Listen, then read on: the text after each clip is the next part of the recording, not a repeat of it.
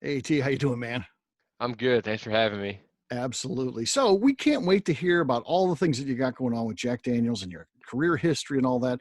But we always like to take a start at these interviews by kind of getting to know the people on a personal basis. So if you don't mind, tell us a little bit about yourself outside of work.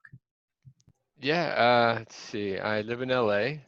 I am married to my wife Katrina, and we have four little fur babies that we found three of them on the street, and we're pretty easy targets. If they, we'll foster, and if that fostering lasts more than an hour, we keep them.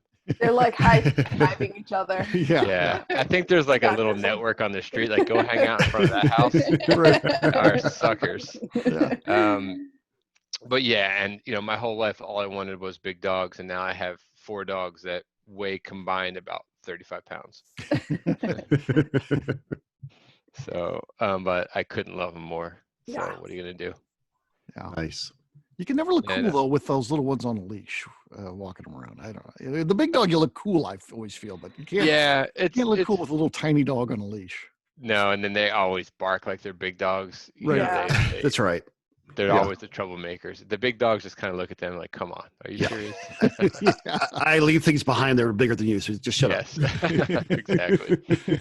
But yeah, so we live out here. I'm originally from Philly. Most of my family's still back east, and I came out here right out of college, and had some work opportunity that didn't really take, but I was here long enough to say, you know what, I don't really need to go back to winter and snow. I went to Syracuse, so I was kind of over the Oh yeah, Yeah. Mhm. winters. yeah. Say Philly to LA it's a big cultural difference.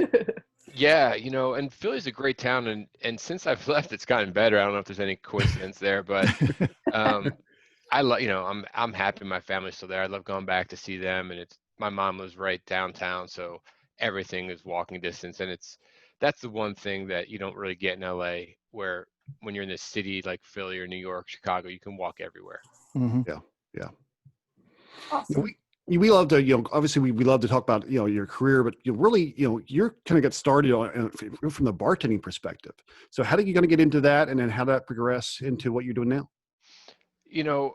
That aforementioned opportunity I moved out here for that didn't last very long. Eventually I'm like, well, bills keep coming in. I need to, have some money coming in as well. So I started bar backing, and it just that whole world I just liked. The Mhm.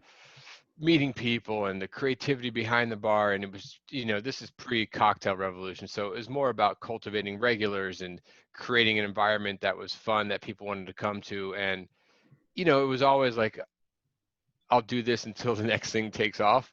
And I had all these little side hustles going on, but bartending just kind of remained a constant, and it just started opening up other opportunities for me. So I think my career blossomed out of the what I thought was my day job, my night job, and it ended up being my day job. Yeah. Of course, you've obviously been able to see this whole, resurgence of whiskey and cocktails and bourbon as well. So I mean, how did you see that happening out there in LA? It was funny when I first started bartending. Everything was bottled mixes and syrups, and if you wanted watermelon, they made something in a bottle for that. If you wanted Mhm. any flavor, it came in a bottle. And the big change now is we use everything that's fresh. And for me, I don't remember what year it was, but I got really lucky, and I got to go on a trip with a bunch of bartenders to France, and a bunch of them were from San Francisco. And this is probably like before 2010, but not much, 2008 maybe. And I was listening to them talk about bartending. I'm like, wow, I don't know what they're talking about. They were like making their own bitters and, using egg in cocktails, and that had not come to LA yet. We were still in the Right. the pre-revolution mindset. Mhm. So I just kind of kept my mouth shut. I figured if I don't talk, they can't know how much I don't know. And when I got back to LA, I said to my boss, I'm like, San Fran is a 40-minute plane ride. And if this is what's happening in bars there, then it's not going to be long before it comes to LA. So we just started going fresh. The bar I was at, I would, it was never going to become a super high-end cocktail bar, but there's no reason we couldn't make the best old fashioned you ever had or the best margarita you ever had. So we just started doing everything that fit the vibe of that bar, but better. So fresh ingredients and, stuff we would make, and things that made sense for that bar made sense. And we just started sourcing, but if we were going to use this type of alcohol, let's get the best version of it. If we're going to use this, let's get the best version. If we can make it, let's make it. And I honestly, with less than a year, the whole city was, cocktail crazy. And there's another guy, this guy Vincenzo, and he was probably a little bit even ahead of what I saw, and he was starting to do that on his own before. And like I said, soon after, the whole world exploded. Yeah. So we're going to talk about Jack Daniels in a few moments, but there's something else really cool that's in your story as well. You came up with this idea of bottling olive juice for martinis. Yeah. Can you tell us a bit about that? Yeah, same bar. I mean, I really owe my life to this bar, I guess. I met my wife there as well. Got the Jack gig there, and what you're talking about also happened there. Wow. Yeah, that place is like a gold mine for me. But yeah, so dirty martinis were always not my favorite drink to make. We, as bartenders, we had those gallon jars of cocktail olives, martini olives, and we would always pour that juice out of the big gallon jar into a squeeze bottle, or most bars would at the time were just pouring it over the olive tray. So where the olives would sit in that little fruit buffet, you would just pour some olive juice over that. And literally, if someone ordered a dirty martini, you would lift the tray out, put your hand over the olives so they wouldn't fall, and tilt the juice into the glass. Okay. So talk about a dirty martini. And for a bartender, it's disgusting. Literally. People are grazing on those olives all night, and then you're putting your hand on it. I mean, awful drink to make. And the worst problem was for us, that big jar of olives, we would pour all that juice out. And at the bar I was at, we would have sometimes 2, maybe even 3 open jars of gallons of olives with no juice. And then those olives would just sit there and dry out. And eventually we'd throw away half of every jar. So one night I was by myself bartending, it's probably Tuesday night. And, we were busy, but busy enough I could handle. And then a whole group of people came. It must have been like a party ended and they all came in. Like, man, there's a lot of people here. And I started, really hustling. And someone ordered a dirty martini. And now I only have myself to blame because I set the bar up. I was out of we might have been using a squeeze bottle, but I think all options were empty. And the gallon jar of olives also had no juice because I didn't put a new jar behind the bar because I figured I wouldn't need it. And of course, Murphy's Law, I needed it.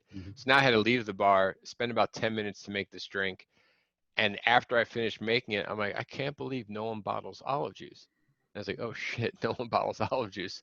So, I spent the next year trying to figure out the best way to do it. And I learned a lot about olives and olive brine and yada, yada, yada. And I finally found a farm in California. It was a family-owned farm, and worked with the owners and the guys that ran the farm itself to develop Dirty Sue, which I wanted to be what you love in a dirty martini, but also better, right? Because this is starting to be the era where status quo wasn't good enough. I wanted it to be the best it could possibly be. So we spent a lot of time on the actual recipe and launched very humbly. I thought I could start a global company out of my tips, and very soon realized that you needed more than that. So I took on a couple small investors, and it's crazy now. I mean, I'm on menus in national chains, and it's been great. And I've expanded into olives. I have cocktail cherries, and I know it's later in your show where you like the scoops, but coming very, very soon is a Dirty Soup Bloody Mary mix that I've been working on for about 7 or 8 years. Nice. Yeah. I got the scoop before I didn't even have to ask. So now we're gonna have to hear something else. Yeah. You keep those wheels working. Yeah. Okay. So you've had this great career in bartending. You created something that's very useful in bars and restaurants. You're a business owner. So how does this all circle back to Jack Daniels? I mean, it all started at Jack Daniels for me. I don't think it ever circled back. Jack's really been part of my life, my whole life, even subconsciously. Music was always a big part of my upbringing, and the music I was brought up on, Sinatra, rock and roll, those worlds meet at Jack Daniels, so I think my parents inadvertently led me to Jack by the music they influenced me with. And, you know, I'm sure the image of Jack brought me to Jack, and then the whiskey in the bottle kept me at Jack, because as an adult, once the cool thing you want to try, then you can make your own decisions. But Jack was always the thing I kept deciding on. So I was always a Jack drinker. And when I got to this said bar, the owner, when he built it, it was a combination of a couple of LA's top places that had been around forever that he loved. And he kind of wanted to pay homage to these places in subtle ways. And one of the places he was paying homage to was the Rainbow Bar and Grill, which is a very Sunset Strip rock and roll bar. And to capture that rock and roll vibe, he just put 144 bottles of Jack over the bar behind like these chicken wire cages. And it's an Italian restaurant, so it's very odd to have chicken wire cages, but Uh-huh. somehow, It sometimes worked. it just, it's so weird. It just might work. And so when I got there, I was kind of like, I felt like the heavens had opened and offered me my perfect job. And it's not long after, the local Jack people would come in and find out how much I loved Jack. And, we always had that bond. And then along the way somewhere, they asked me to host a dinner. And I did that. And then one of the people at the dinner was like, "Oh, can you do this for us?" And then, "Oh, can you do this for us?" And it just kind of started out as a very casual, not even consulting, just every once in a while they would call me, "Can you do cocktails for us? Could you host this thing?" And it just started becoming more of a job to figure out how, when, why these things would work. And they's like, "You know what, we're just going to hire you." So they hired me part-time, and I was doing Dirty Sue and I was doing the bar. And then Jack kept getting busier, and I couldn't keep juggling. So one had to go, and the only one that made sense was the bar. So although I still have keys, but but yeah, so that was the pivot. It just kind of naturally evolved into a gig. I mean, the gig I have now didn't exist, so it just started rolled into a job that that just came out of me loving Jack Daniels. That's awesome. I have to say, for anybody who listens to our show that's a whiskey fan, being a national brand ambassador for Jack Daniels has to be like the best job ever. Yeah. I look, I don't disagree. And sometimes when I wake up, or if I'm stressed out and I'm like, "Oh, I got all this stuff to do," I'm like, "Oh my God, I'm the national brand ambassador for Jack Daniels. Calm down. Like, how bad is your life?" So it's, there's so much history of Jack Daniels. So there's so much pressure to always want to do the right things. But at the end of the day, yeah, it's a great job. I mean, you get to travel. I get to travel the country and spread the love of Jack Daniels. I don't know what else could be more fun, Yeah. for someone in my career path. So for all those people out there now envious of what you're doing and hearing you talk about this, why don't you give us a real idea of what is your job pertain to every day? I mean, what's it typically look like? Right now things are a little bit different, right? So Mhm. we have a lot of bars that are in a predicament that it's awful, and I really hope we can all figure out how to make this work and come back. But typically, a lot of my job is travel. I I guess the simple way is it's two giant buckets really. It's people having me come into their markets. Usually there's like an anchor, like a bourbon festival or whiskey Mhm. festival, or maybe we have a new distributor that have never been trained on Jack Daniels. So I'll go do that. And then while I'm there, a lot of, do staff trainings for bartenders, whiskey clubs, demos, education events, things like that. And then on the other half is stuff I'm trying to kind of facilitate.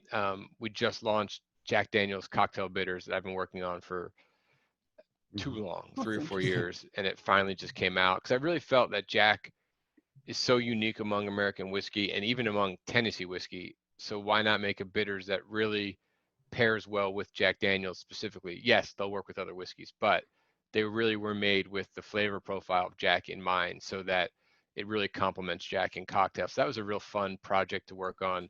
I have a new style of whiskey tasting that I've developed, that I just started to go on the road doing it, and then COVID hit, and tour canceled. So hopefully we can restart that, whenever that is possible.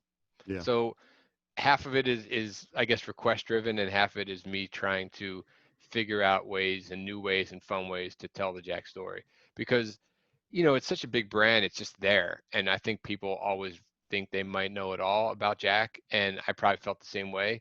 And then you start peeling that onion, and there's just so much there, and there's so much history, and there's so much culture, and there's the whiskey, and then there's life outside the bottle that Jack touches so many ways, and it's just fun to figure out you know, um, the way I can do that for people.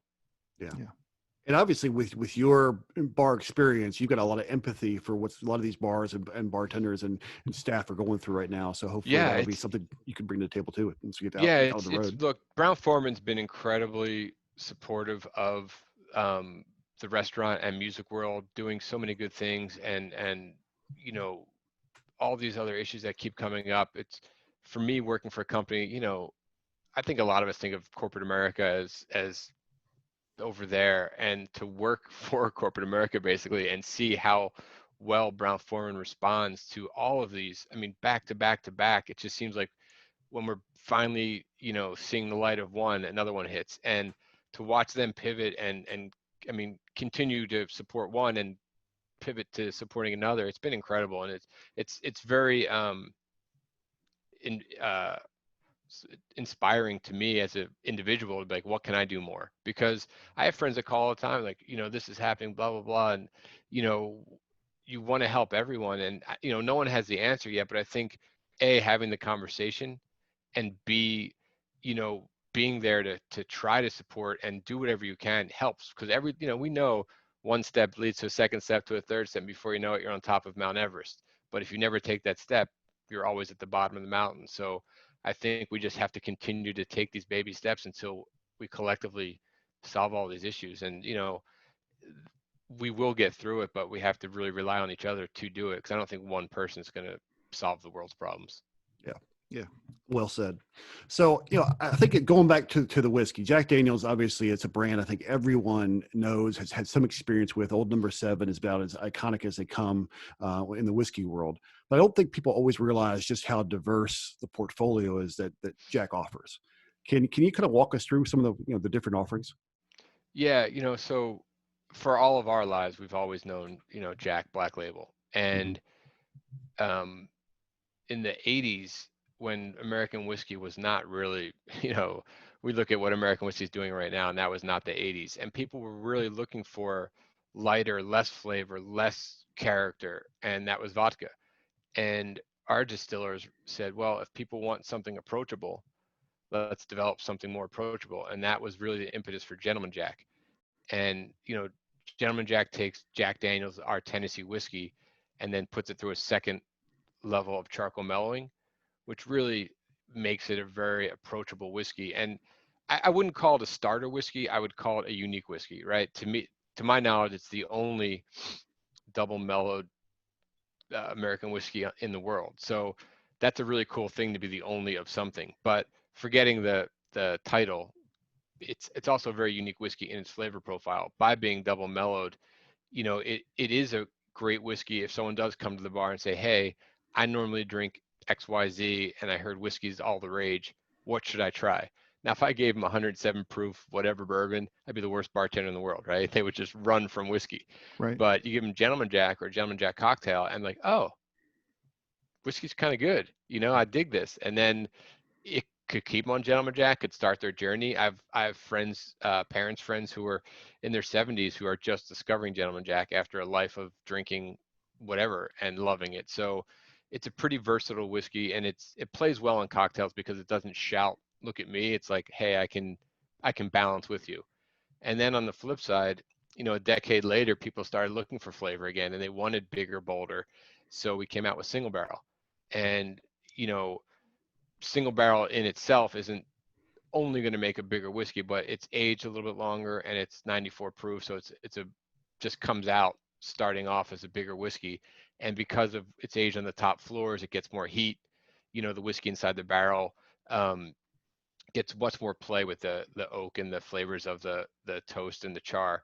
So it's, to me, single barrel whiskeys in general, and Jack's single barrel whiskey, there's so much depth of flavor, and you get all that viscosity you want in those higher proof whiskeys with all that flavor.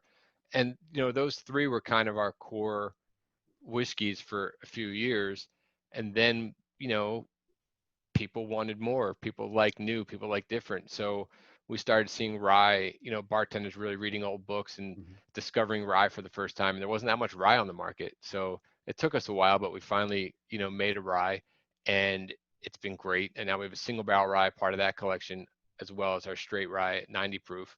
And then it's just been innovating, because we are so big, and because we have 2 cooperages, we make our own barrels, and because we make our yeast, and because we do all these things, we have so much control over innovating.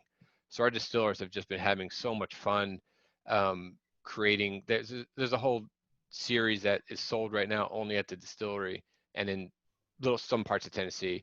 We did a homecoming barrel where, because once, being an American Tennessee whiskey, like bourbon, we can only use our barrels once. So everything we have to repurpose, reuse, recycle. So one of these barrels went out to a local winery, and after they were done with it, we brought it back. So we brought it home and then finished our whiskey in a barrel that started our whiskey. Cool. So it made Jack, it left, it made wine, it came back, and it made Jack again, or finished Jack. Nice. So that's a really cool concept. And then we have like a high, the top of the barrel house, some selections. It's just been cool. They've just been very I remember years ago, so Chris Fletcher's the assistant master distiller of Jack Daniels right now. He grew up in Lynchburg. His grandpa was master distiller of Jack for like 30 some years, Frank Bobo. He recently passed away. But he told me a story from years ago about trying to innovate, and barrels are expensive, and the ability to only use them once is not great for the bottom line. So years and years ago, they had this idea to age Jack in new charred oak barrel. After full maturity, dump it. Then they took the barrel apart, heated it, bent the staves backwards, and rebuilt the barrel. So the inside of the barrel really was new. And they filled it with whiskey, and it leaked like crazy. The coopers were fixing all the holes. And eventually the problem was that, if you ever look at a stave, there's that whiskey line, right? Yeah. How deep the whiskey went. So even though it was a new barrel, it kept creeping, and it finally touched the whiskey line. And the minute it did that, it's not a new barrel anymore. Yeah. So it was a good idea. It just didn't quite take. But that's a thrifty grandma right there. Yeah. So I actually got to meet him a few years ago. He just passed away a few months ago, but I kept begging Chris, like, you gotta let me meet your grandpa. You gotta let me meet your grandpa. And finally, he's like, he's feeling good today. He said, come over. So we went, and I was just excited to talk to him and hear stories like that. I never even thought about what that guy's bar would look like at home. Right. He had so much stuff, just so much cool stuff from, a career at Jack Daniels, bottles and this and this. It's just like, oh my God, he had everything. It was really cool. Wow. It was, and he just had great stories. He was a sweet guy, and just, really open about, because he really, he was leading the ship when Jack saw all that growth. Mm-hmm. So, from a pretty small brand to a pretty big brand, he was the captain of the ship. So it was fun to just talk to him and see how he did it. And, very humbly, like, we just did it. One day we had a still, and we had a fermenter, and we had a charcoal melon vat, and then we had to build another one. It wasn't like this, all of a sudden the robots came in. It was just like, hey, we just build it as needed. And, that's how we did it. Yeah. I have to ask the hardest question though. Yeah. Of all the products in the lineup, you got to have a favorite. What's the favorite? Favorite child? Look, it's. Oh, he's not going to say. Old Number 7 okay. is, it's 85% of my life is Old Number 7, and I think the reason is it's the whiskey I started drinking whiskey with, and it's just that old friend, right? It's always there. It's dependable. Every bar I go to, I can find it. Right. And, the late great Gary Regan, that's what he said about Jack Daniels. He said, when I travel, I drink Jack Daniels because I know it's going to be good. and I know it's going to be there. And so, and for me, you know, Jack at 80 proof, I can go out and drink Jack as my whiskey of the night. Where as much as I love single barrel or Sinatra Select, when you start getting 90, 94 proof, and I drink Jack Neater on the rock. So, you know, you really got to balance that with water if you're going to the super high proofs. Now, if I'm home and I'm going to have a drink with dinner or after dinner, it's usually single barrel. It's nice to sip on. It gives you that nice warm feeling. But when I'm out and on the reg, Old Number 7, you know, what do they say? If it ain't broke, don't fix it. So for me, Old Number 7 ain't broke. Yeah. But yeah, I would pick my favorite child as Old Number 7. Nice.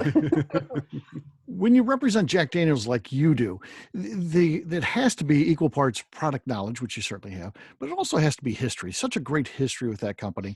What's your favorite, part of the Jack Daniels story? You know, again, that's a really tough question because there's so many facets to Jack Daniels. I love Jack's story.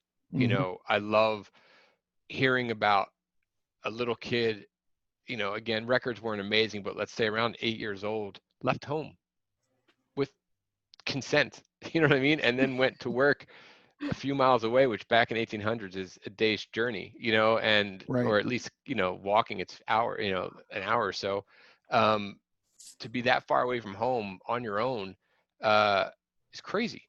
But I guess it was normal back then. And then discovering how to make whiskey, learning from nearest how to make whiskey, and then turning that knowledge into kind of an empire in his day, you know, is a great story of, you know, what you can do if you just put your mind to it. I mean, this kid came from nothing in a small town where there wasn't much and built something incredible that still is a global icon today. So Jack's story alone is amazing. And then, you know, for me personally, I do have a big love of music, and the connection to Jack and music is a great part for me because I'm as passionate about that as I am about Jack. So the whiskey that you were talking about. So to have that tied into that world, it's like, again, becomes the perfect job for me because, you know, like my dad, all he listened to was Sinatra. That's a huge part of Jack Daniel's history. And I'm from Philly, Atlantic City, and that's a huge part of Sinatra's history. So it all kind of ties in. You know, when I go to states and visit, everyone's like, "Ooh, what's the hottest restaurant in town?" I'm like, "Ooh, did Sinatra eat here?" You know, what's the cool old steakhouse? What's the place that's been around for 100 years? And that's, you know, because I feel like if it's been around for 100 years and it's still good, you know, I mean, if it's still there, it's got to be good, you know, either a tourist trap or it's really good. You know, sometimes it's one or the other, but when it's good, it's great. And there's a couple places in Atlantic City. There's 3 restaurants in Atlantic City right now that are all amazing, that all have the moniker Sinatra ate here. So it's cool. And my world keeps colliding with Jack's world. So it just makes it more and more fun. So the whiskey itself, the history of Jack itself, the relationship to music, and then the relationship to just pop culture, movies, and just mentions. And it's like Jack says something to people. You don't have to you don't have to paint a picture. You just hold up a bottle of Jack and people know what you mean. And there's not much that, you know, maybe the Nike swoosh, you know, maybe the Apple.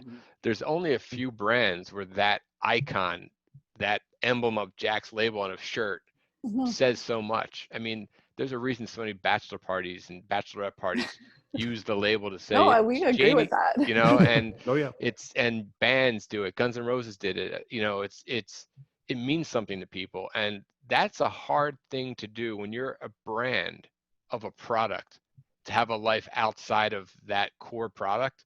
You know, for Jack to live outside the bottle as you know, successfully as it does is very unique. Well, and I think that's when you reach iconic level there, when you're for sure. brand Jack, transcends. you know, Jack is the Rolling Stones tongue. You know, it's it literally. You don't need to say the Rolling Stones. You just have to say, yeah, put the tongue on a T-shirt, and if people know that's what you listen to, you know, they know what your vibe is. Yeah. In reality, you could hire the best marketing firm in the world, and they couldn't come up with as good as stories Jack Daniels has, or the iconic look, or everything about that brand. But the great thing is it's all true. Jack Daniels was a real person. He looked like that with the big mustache. Yeah. the duster coat and all those things. So tell us how a person who's been, deceased for more than 100 years still can play a large role in a company here today in today's modern times. I think Jack, the man, is part of our conversation at Jack, the team, every day, Mm-hmm. right? Nobody wants to be sitting on the executive seat when we messed up, right? Right. Like when we took a legacy so strong and so powerful and so endearing to so many, it's a lot of pressure. You want to do right by Jack Daniels all the time. You want to further that story. You really want to make sure that, we're bringing it to each generation, because it is so important. Even forgetting the money involved, forgetting it's a big company and we sell lots of whiskey. Jack Daniel, the story of Jack Daniel is an important American story, and it should be told with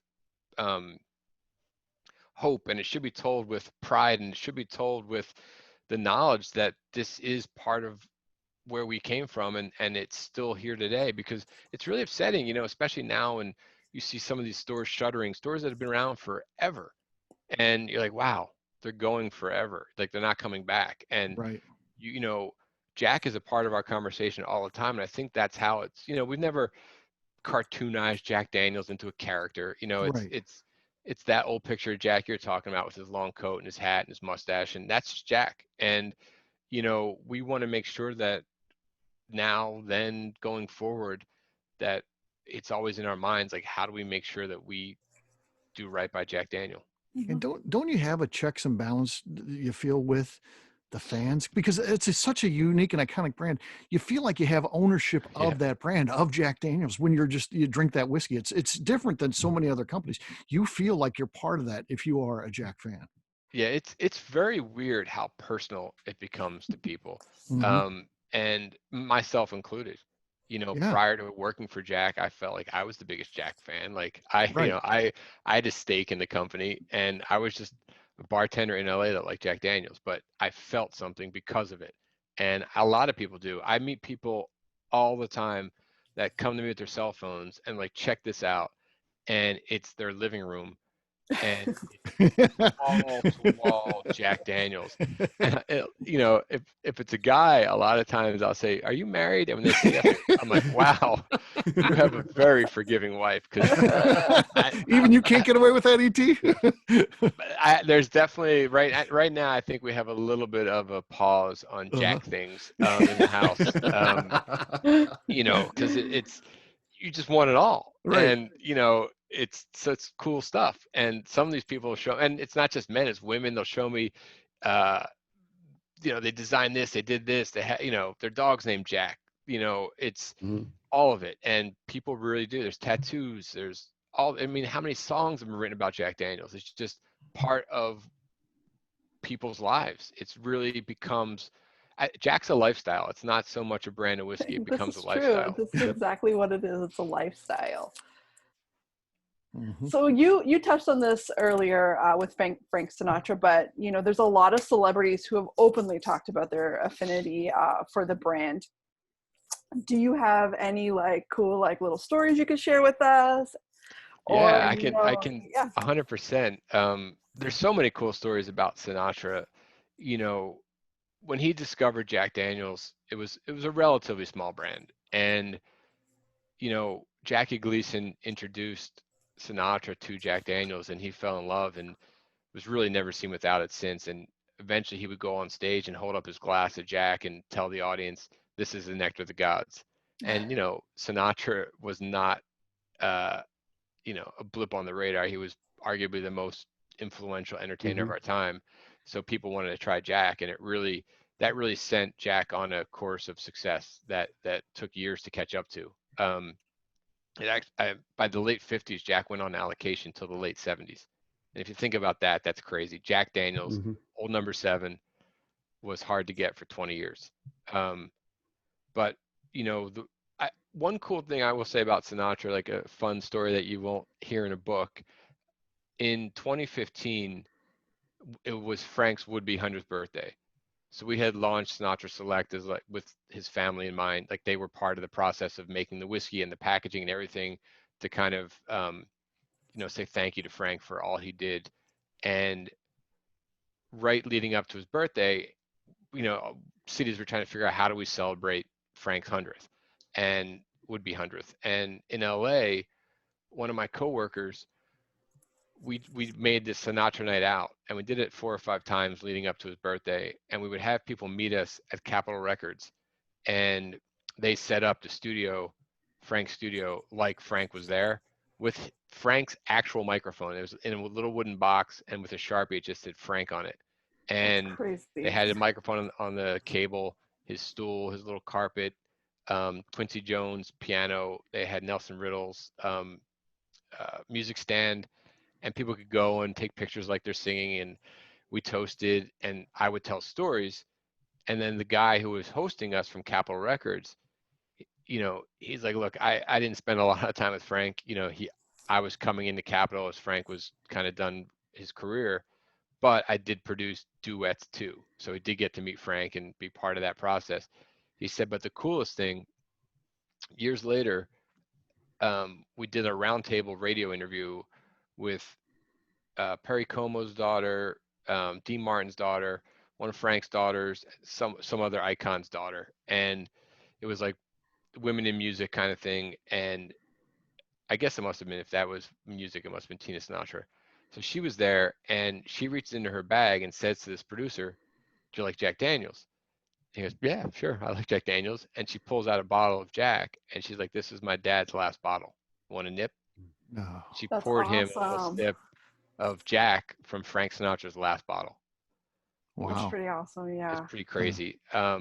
And I, everywhere I go, you hear stuff like that, either about Jack or Sinatra or both. And again, another icon, so many stories, so much history, and the fact that they were intertwined. I look at Sinatra as, rock and roll might not have been his genre, but I would kind of call him the OG rock star. Yeah. So it does make sense that the next generation of Stones and Zeppelin were all drinking Jack Daniels, because Frank drank it. And then they influenced the next generation who influenced, now it's, Eric Church and Kesha, and, it just seems to be, that never really went away. It's something about Jack and music. I mean, I read an article, Greta Van Fleet, the band that's, everyone's like, oh, they kind of sound like Zeppelin. I think in their first Rolling Stone interview, they said, oh, a lot of bands before they go on stage, they have some superstitious where they all touch the same plaque on the wall or say something. What do you guys do? And he said, man, shout at Jack Daniels, that's rock and roll. It's just like, that's a whole nother generation. Yeah, it's true. Yeah. Right. So you shared earlier some scoop, but I'll be greedy and see if you could give us anything else. Because normally I don't get anything. So this is kind of, you gave that up so early. So yeah, that was a little more, what's it called?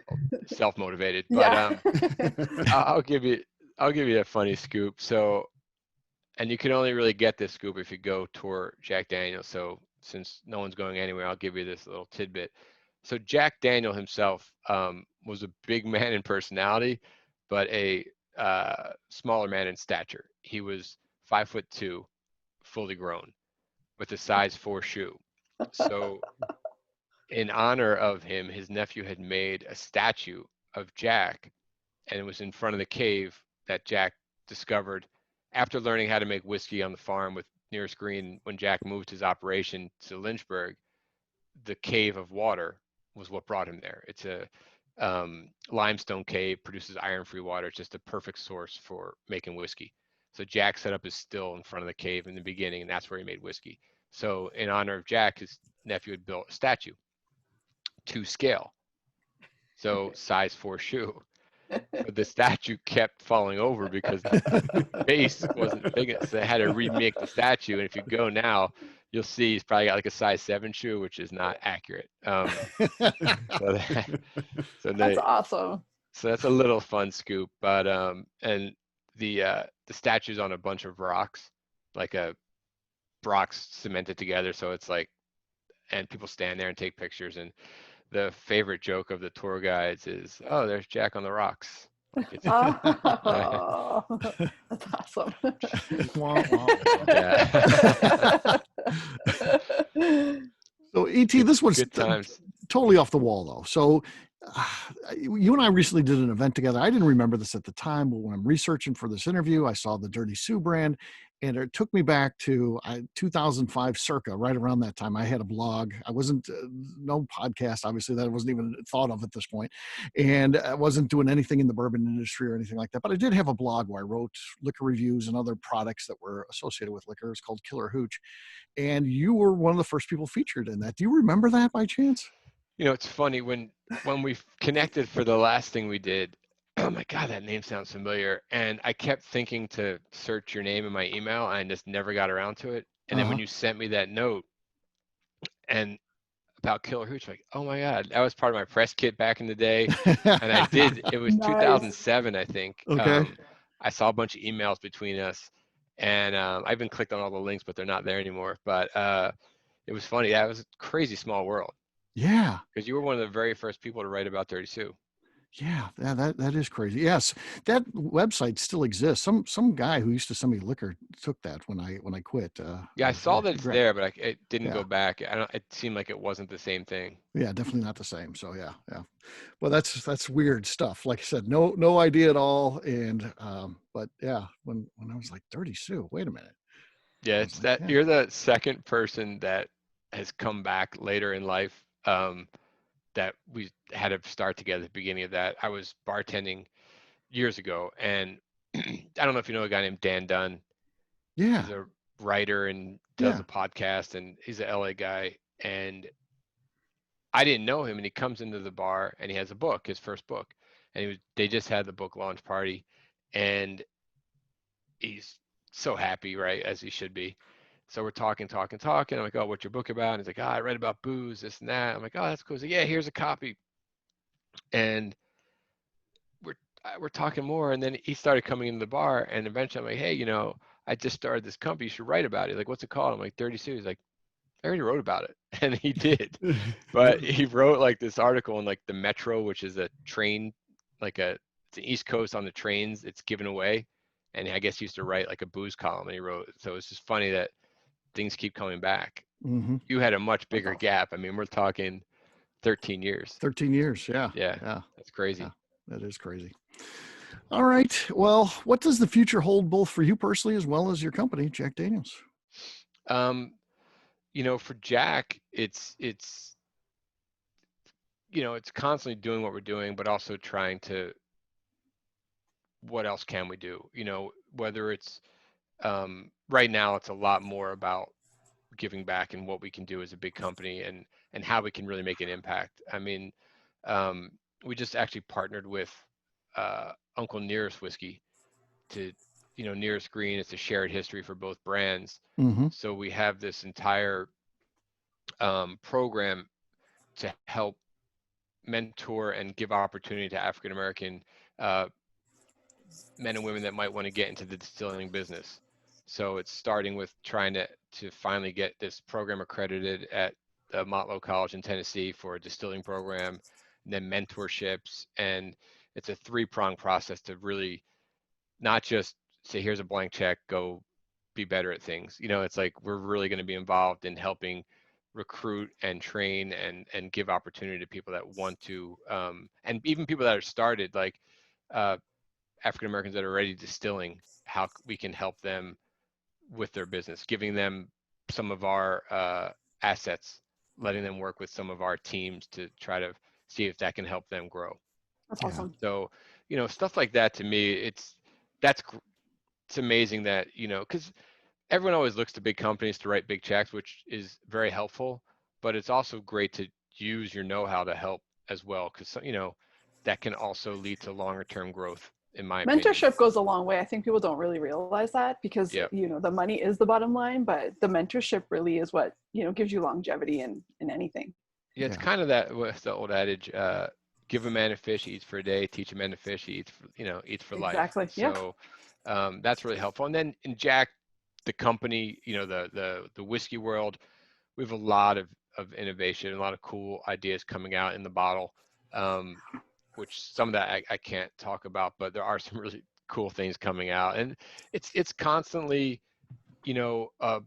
one big process of keeping Jack Daniels. It's, people don't realize what it takes to make Jack, with the level of quality. I mean, even at our cooperages, it's not just building barrels. We actually buy the trees, so we have stave mills, and we have 5 of them. And these oak trees come in as oak trees with bark and everything. And, each stave mill has a guy or girl that grades the wood to make sure it's dense enough and quality enough to be a barrel. And if it's not, we usually trade it with a paper mill that doesn't need dense wood and get the stuff we need. But it's crazy that to start there. Like this is funny. I won't call it scoop, but you'll dig it. So there's a giant saw that cuts these giant oak trees. And I don't know if it's a 7 or 8 foot blade. And if you've ever cut anything, that's a gigantic blade. And it's almost like like if you were driving a forklift, like that little box you're in when you're driving. So you sit there and the blade comes towards you and cuts the tree. And it's a giant, massive blade. And the first day I was there was a woman cutting the wood. I'm like, wow, she's crazy. And the guy that runs the stable is like, yeah, he goes, you'll very rarely see a man in there. I'm like, why? He goes, they can't take it. Like, for some reason, women are way cooler and way more, able to deal with the fact that blade might go off the rails, and and guys like, I'm not doing it. But so most of the people that do that job are women, which that's awesome. No one would have guessed that, but it's pretty awesome. Yeah, I guess women would have guessed that. We already knew. Yeah, you already knew. We're just finally catching up. Yeah. As most guys, we're familiar with dying doing stupid things, so we're just preparing for it. Right. So, But Annie, you on a personal basis, what do you got? What do you think the future is going to hold for you? Hope on the forgetting the situation of the world right now. More of the same. I happily married with a great wife and doggies, and the one positive little sliver of silver that I can come out of all of this is I've got to be home with them more. Mm-hmm. So that's always try to find something good out of bad, and that's the one. I'm on the road a lot, so to have this much time with my wife, I guess the good news is we still like each other, right? Yeah. Right. It could have turned. Right. That's what they say, like at the end of this, divorce lawyers might really prosper. But no, it's been great. Like that's been great. And for us, as I think our ultimate goal would be to have like a little farm of stray everything, goats, chickens, dogs, whatever it is that needs a home. And I think the word's starting to get out there. Yeah. We had a rabbit for a little while. It was so sad. It had a collar like it was someone's rabbit, and it had been living at this used car lot under cars. And I finally just started feeding it lettuce, and it would get closer and closer and closer. And we finally got it and couldn't find it where it might have lived. And we would have kept it, but our dogs were, as little as our dogs are, they have a very high prey drive. So I was too worried about that little rabbit. But a friend of ours is a rabbit rescue person, and she got it a home in like a day. So Steve's got a rescue duck, I think, don't you? I have a duck that adopted me, actually. So it's like a domestic duck someone got, and I don't think it's from our neighborhood's right on a lake, and I don't think it's from our neighbor because we know all the neighbors, and no one says they got that. But there's other neighborhoods behind there. I bet you it's like an Easter duck or something some kid got, and then right in the backyard. Now it's moved to the lake. But yeah, he comes and visits every day. He's got a schedule just about. So it's probably right around feeding time, right? Yeah. Comes in. Comes in to eat. We got a little pool for him where he swims and takes a little bath. So yeah, that's all. Yeah, it's fun. One thing I wish that our group of dogs was better at is being nicer to other animals. Like you see these videos on YouTube, and I watched one the other day where one of the dogs, I don't know, got fixed or something happened, had surgery, and he couldn't get around. So his buddy would go drag the dog bed to him so he could lay down. Like not one of my dogs do that for anyone. Every man for themselves. They all struggle to get in that house. They're like not trying to.